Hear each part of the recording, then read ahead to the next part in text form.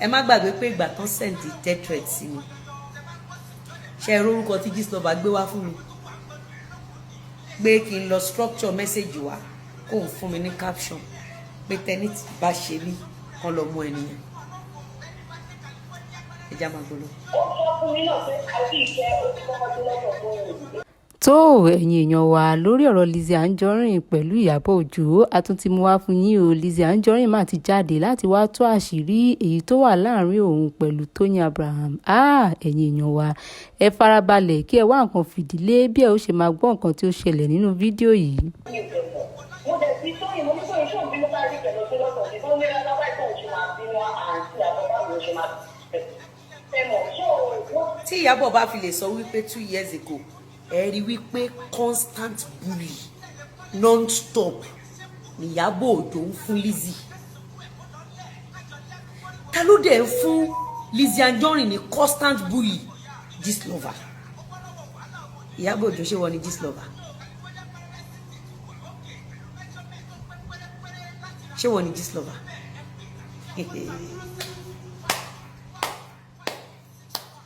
meanwhile ọ̀rọ̀ tó ń sọ yìí ọ̀rọ̀ tó ti pẹ́ àsàtìwà tó ń sọ̀rọ̀ ọ̀rọ̀ láti wọ́n bí 16 years ọ̀rọ̀ tó ń sọ yìí so Ìyábọ̀ so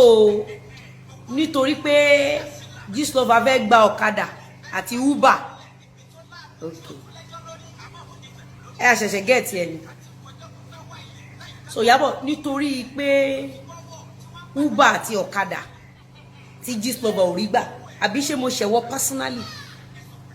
because mo ní fídíò ẹ̀kan náà tí mo ń gbé bọ̀ bóyá ọ̀la àbọ̀túnla Ìyábọ̀ ó máa ṣẹ̀sìn tọmọtọmọ ẹ̀ ni ó máa kánjú kú tọmọtọmọ ẹ̀ ni Ìyábọ̀ Alice Òjó ọmọ Olúbùnmi Fẹ́túgà ọmọ Ògúnró tó o bá bí gbọ́ ọmọ wa mọ sáré gbogbo ọmọ ẹ̀ èmi gégùn fún ẹni àdàbí tọwọ́ ẹ bá mọ́ lókù tẹ bá mọ bí Ìyábọ̀ Òjó ṣe operate ẹ ní wá nǹkan kan pa Mohbad mu ẹ dí Ìyábọ̀ mú dáadáa àṣírí fúnra rẹ̀ ló tú yìí ó ní mo sọ fún un ní 2 years ago ó ní èmi ò mọ ó ló sọ fún un ní 2 years ago ẹ rí wípé constant bully fúnra rẹ̀ ló fẹnu ara ẹ̀ sọ ẹ já máa gbọ́ lọ.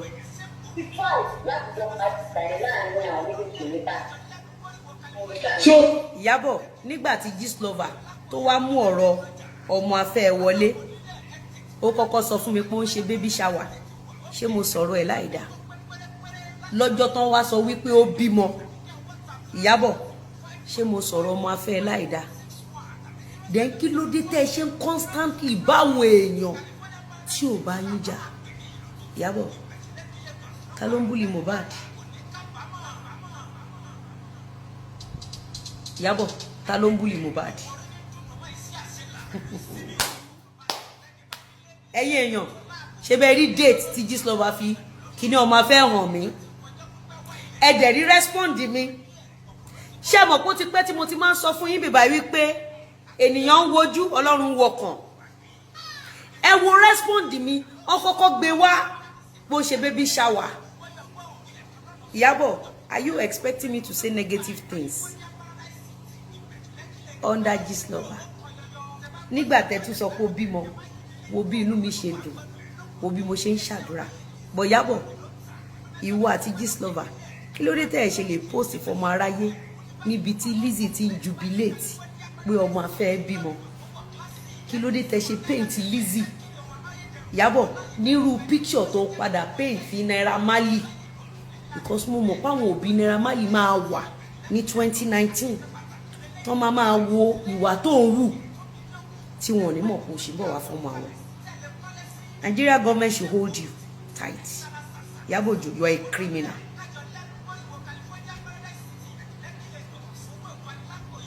You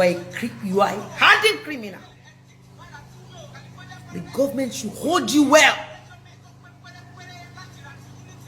Abẹ́ rí pé ẹ wo ẹni tí mo tún kí njọ́ tí yẹ ẹ̀ṣán kó lórí burúkú ìyá ẹ̀. Ẹ wo ẹni tó pè mí so Ìyábọ̀ tó bá yẹ pé mo bẹ́ẹ̀ dá sí kéèsì bàbá Ìjẹ̀ṣà. Níbo ni bá wà lénìí? Like I said, ìwọ̀nba rẹ ní nílékè ọgbọ́n tán bá ní wọ́n ń ba ayé èèyàn jẹ́ wọ́n náà jọ ìwọ̀n bá wọn ba ayé ẹni yẹn jẹ́ ayé tiẹ̀ ló máa padà bàjẹ́ kò kí ń ṣayé ẹni yẹn Ìyábọ̀ so ẹ ṣì ń continuously ẹ ṣì ń búlì mi ó dẹ̀ wá bá mi kí n bẹ́ẹ̀ sign láti rán Ìjẹ̀ṣà lẹ́wọ̀n so Ìjẹ̀ṣà tó wá bá mi fún pé kí n bẹ́ẹ̀ rán lẹ́wọ̀n pé kí n sign petition so it was a trap. Gbogbo bó ṣe ń lo àwọn ará Facebook forí wọn gba èpè àtọmọ wọn Ìyábọ̀ Òjó it was also trap. Àwọn ará Tom Jones ó ṣàgbọ́ bọ̀bọ̀ tó ní mo ja olè ní ṣọ́ọ̀bù ó ṣàgbọ́ pé ó ti kú ìyàwó ẹ̀ ti kú ó ṣàgbọ́ Ìyábọ̀ you also trap them. Kí lorúkọ onírùngbọ̀n bíi Tewújù ṣé o ti fetí ara ẹ̀ gbọ́ nǹkan tẹ́ Sábọ̀dù sọ ó dẹ̀ ti fetí ara ẹ̀ gbọ́ nǹkan tí Ìyábọ̀ Òjó sọ.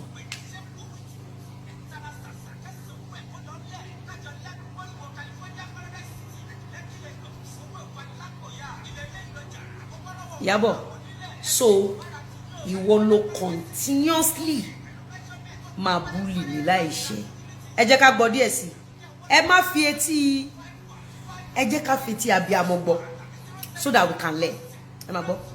ẹ má gbọ́. mo ṣe ń ṣe bóyá kí wọ́n dọ̀dún owó kan náà rí dóòrè ẹ̀wọ̀n ẹ̀ nípa mọ̀lẹ́wù àbí ọ̀nà òmìnira.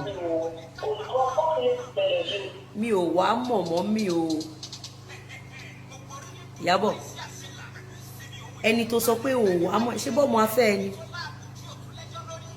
ò wá mọ̀ o ṣé owó tí Gistlover gbà lọ́wọ́ ẹni yẹn ló fi sọ wípé ò wá mọ̀ o Ìyábọ̀ tó o bá gbowó lọ́wọ́ ẹni tó ń dárúkọ yẹn rí ó yẹ kó lè protect ọmọ afẹ́ ẹ pé láéláé kí ló fẹ́ fà yẹn even tí ọmọ afẹ́ ẹ bá ṣe Ìyábọ̀ tí ọmọ afẹ́ ẹ tó bá ṣe moment tán ju kinní yẹn sí ẹ ṣe bọ́ ọmọ afẹ́ ẹ ni the only thing tó lè sọ fún ẹ pé o ò mọ̀ òun ni wípé o ti gba owó lọ́wọ́ ẹni tó ń dárúkọ yẹn ó dẹ̀ sì wà nínú ọkàn ẹ mo sì ń bá àṣì Lizzy lọ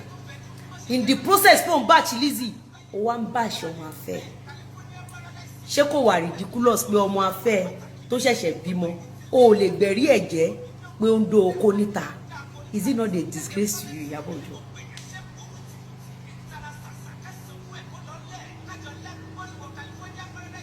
Ìyábọ̀ tí n bá sọ pé àtẹni tó ń gbèjẹ àtẹni tó ń gbèjà gbogbo yín lè máa fojú sunkún ọmọ I hope people can now see ìdí tí mo ṣe ń gbé ẹgẹ́gùn tọmọtọmọ ẹ àtàwọn tó ń gbèjà àtàwọn tó ń gbèjẹ. Ìyábọ̀ you said and I quote imagine kí ọmọ afẹ́ tèmi ní film industry ẹni tí ò bá jà nítorí pé a fẹ́ gba donation nítorí pé a fẹ́ gba ambassador nítorí pé gbà tẹ́ bímọ kò sí ilé tẹ́ fẹ́ gbé ẹ̀jẹ̀ wọlé ẹ wá wò pé ẹ jẹ́ ká lọ lo Lizzy fi ṣe sacrifice ẹ dẹ̀ tún sì ń gbowó lọ́wọ́ Lizzy sorry Gistlover ń gbowó lọ́wọ́ Lizzy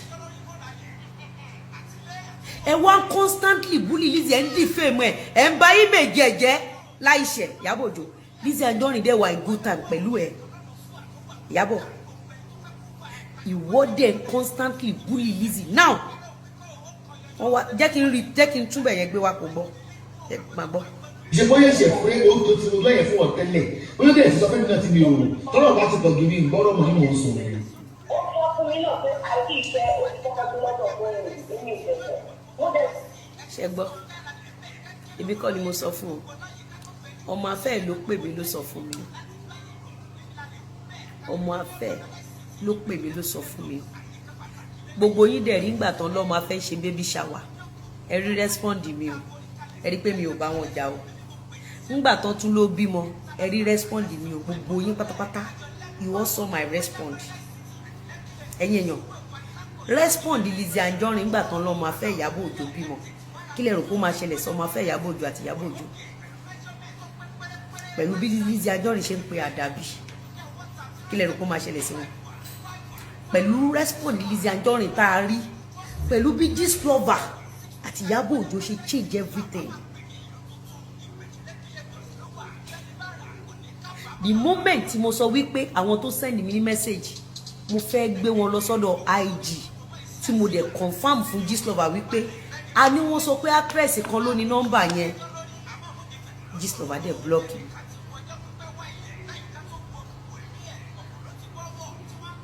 mo sọ fún gbogbo yín pé kéèsì 2019 Ọlọ́run rí ọkàn mi ẹ rí pé Gistlover kì mí níbi kó ní àbíamọ tòótọ́ èèyàn yìí èèyàn tó ti dá ẹ rí pé ó kì mí bẹ́ẹ̀ pé èèyàn yìí Ìyábọ̀ listen síra ẹ̀.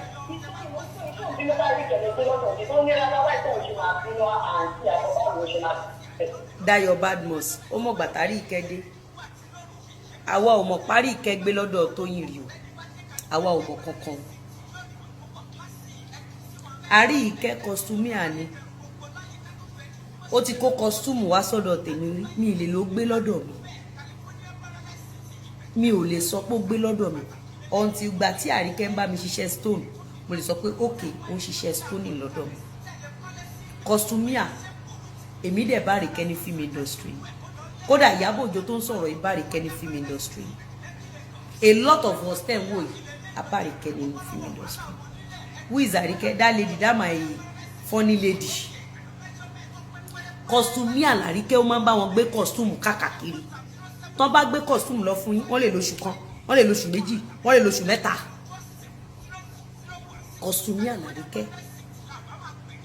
ọ̀gá ẹni tó dàbí ọ̀gá f'Àríkẹ́ bóyá ẹni ẹ wá bá ń pàríkẹ́ náà bóyá ẹni ẹ bá Àríkẹ́ náà ní industry ni ẹni tó dàbí ọ̀gá fún Àríkẹ́ àbúrò tèmi ni tájọ tí mo senior dànùdànù ní yunifásitì gan tó jẹ́ ọ̀gá Àríkẹ́ ibẹ̀ ẹ̀kọ́ l'Àríkẹ́ wà ṣébẹ̀ ló wà ní bá mi bèè lọ́wọ́ ẹ̀ pé ṣó senior Bísọ́lá ọ̀gá ẹ̀ ní film industry àbọ̀gẹ́ ló senior ẹ̀ bá mi bèèrè ẹ máa wo narrative tí Ìyábọ̀ Òjó ń push nítorí àti búlì orí aláìṣẹ̀ ẹ máa wo narrative ó gbé lọ́dọ̀ gbọ́ irọ́ náà ń pa o ta ni ṣẹgbọ́ ọ̀gá Àríkẹ́ nínú iṣẹ́ kọ́sítúmíà Àríkẹ́ tún sínú ẹ̀ Àríkẹ́ tún sínú ẹ̀ Ìyábọ̀ tí ọwọ́ ẹ bá mọ́ nínú Gistlover mi níwọ̀ ni Gistlover tí ọwọ́ ẹ bá mọ́ tí ò ń ṣe wọ ni Gistlover Ìyábọ̀ wá gbọ́ nǹkan tó fẹ́ ti ara ẹ̀ sọ wá gbọ́ ṣé o mọ̀ pé ọmọ afẹ́ ẹ ó wà nílé ọkọ ṣé o mọ̀ pé ó gbọ́mọ dání ó ṣẹ̀ṣẹ̀ bímọ àbí wá gbọ́ nǹkan tó sọ nípa ẹ̀.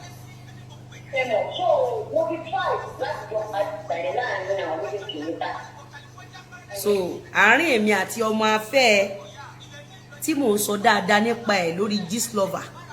nígbà tó ń chat mi up èmi mọ̀ pé set up ní mẹ́sẹ̀gì yẹn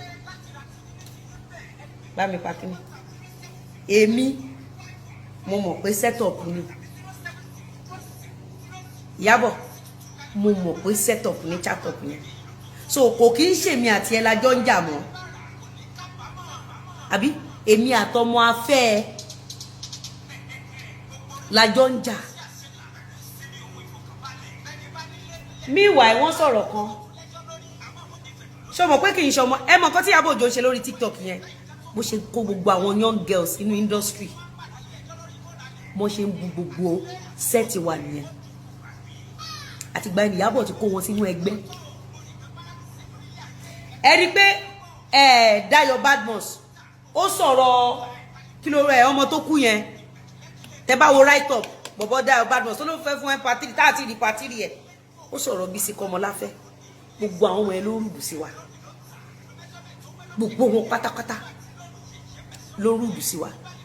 ó wá ní kan tí wọ́n sọ recently meanwhile ọ̀dọ̀ àǹtí Lọlá Àlàó ló ti ṣẹlẹ̀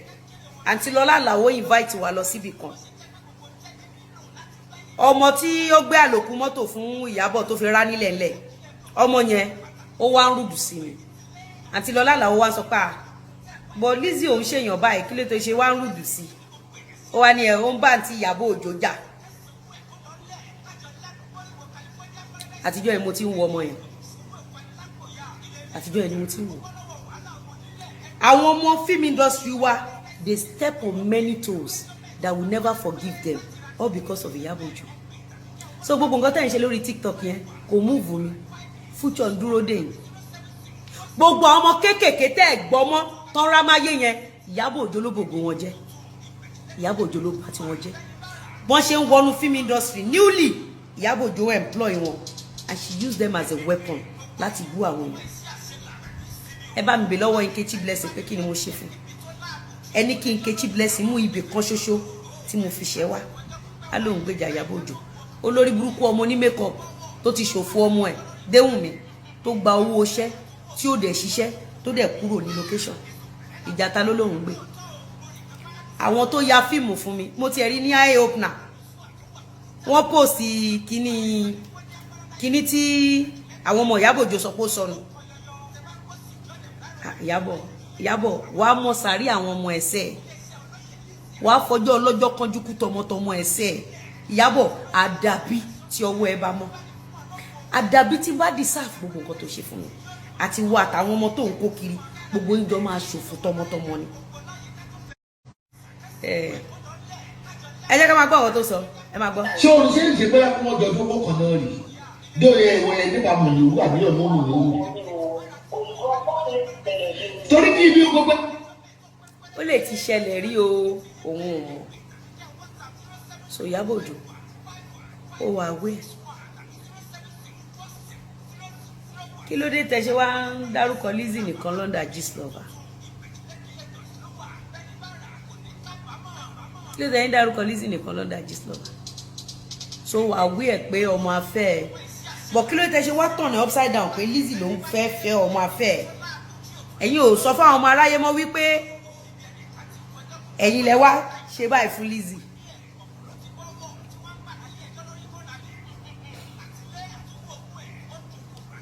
Yes now ọmọ afẹ́ doing baby shower and it was a setup.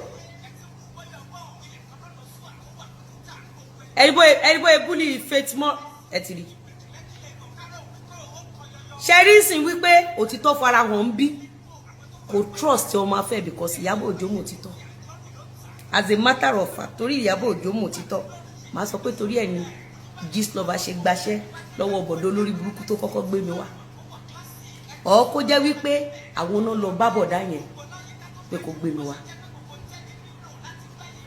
black bra òṣìwò èyí tí ò lọ school yẹn ló fẹ́ ṣe black bra abẹ́gì à ń sọ̀rọ̀ gidi ẹni black bra ní Ìyábọ̀ Òjó èyí tí ò lọ school èyí tí ò lọ university yẹn ṣe mọ̀ pé nǹkan ìwà tí Ìyábọ̀ Òjó wù yìí ìwà tí ìyá ẹ̀ wù nìyẹn tó fi wèrè kan yá ẹ̀ ṣé Ìyábọ̀ Òjó ti jẹ́wọ́ àbí ò jẹ́wọ́ ta ló gbẹni ọmọdó ta ló gbani ọmọdó yàn ẹ jẹ́ ká tuntun bẹ̀ yẹn gbọ́ mẹ́sẹ̀jì wà láàrin yẹn mẹ́sẹ̀jì wà mí wá bá mi fún kíní ìbọlù ọ̀rọ̀ ra dósì fún kíní ìbọlù kíní ní ìdí bọ́lù kíní ó ní ìbọlù ẹ máa gbọ́.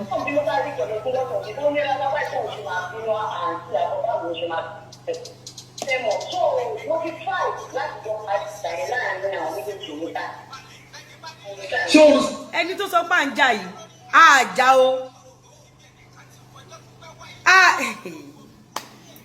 so Ìyábọ̀